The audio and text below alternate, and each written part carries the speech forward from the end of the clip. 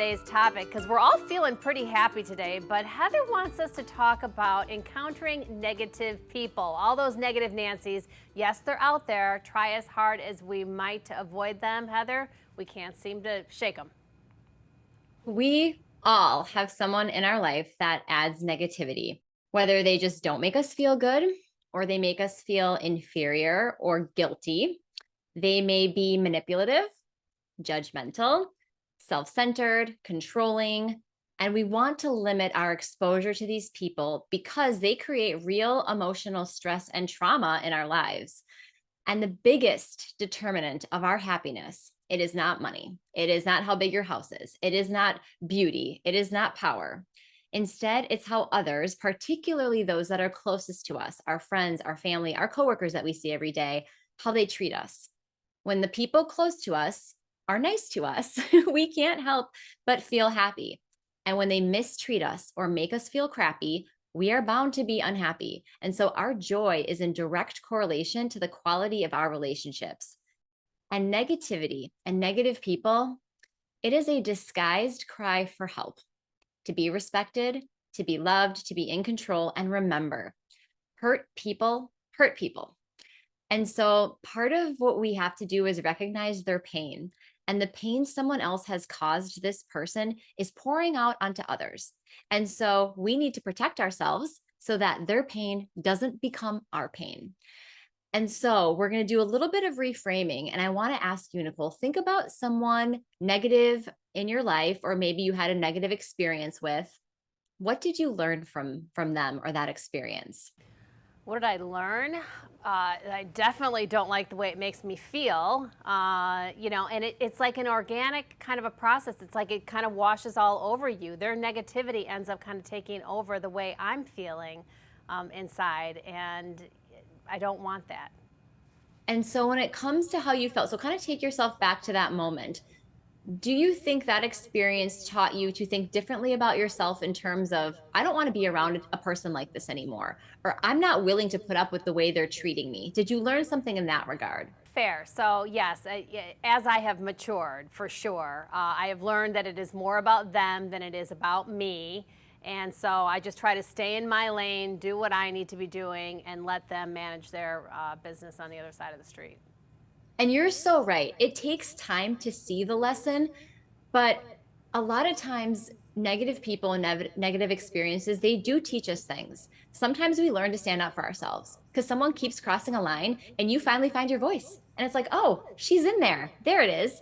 And sometimes it takes someone pushing you to a certain point for you to get there.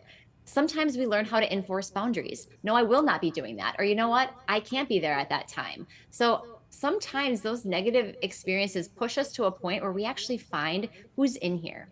And they say that some of your worst bosses actually teach you the most about leadership because they teach you what not to do. And I've had my fair share of those. And so the most difficult people in our lives can actually be some of our greatest teachers. Fair. Yeah, you got to be open to that for sure. And you've got to rise above it. But I think you've got some probably better tips to offer on how to deal with these negative people. What do you got? Okay, so sometimes we can't avoid the people that bring negativity into our lives entirely because it could be a parent, it could be a sibling, it could be a coworker that you work with every single day. However, you can put boundaries up or constraints on how much time and energy that you give them. And that is the key. And that is what we are in control of. So I've got 4 different ways for you. The first is take inventory of who you're spending your time with because we are the average of the 5 people we spend the most time with. So think about that. You may not even realize that you are spending a lot of your time with someone who is bringing you down and bringing negativity into your life. So take note of who you're spending the most time with, and are those people making you happy and adding smiles to your day? Number 2, create exposure limitations.